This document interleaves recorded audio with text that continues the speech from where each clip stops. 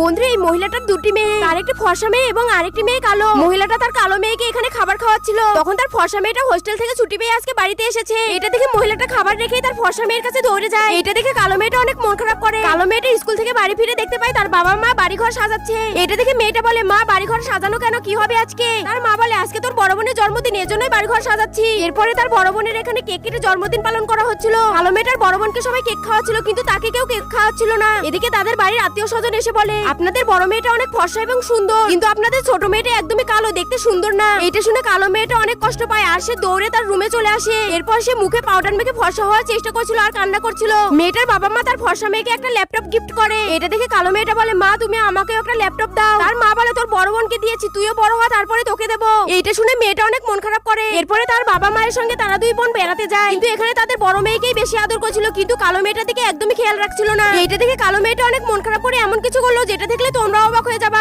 এজন্য পার্ট 2 লিখে কমেন্ট করো।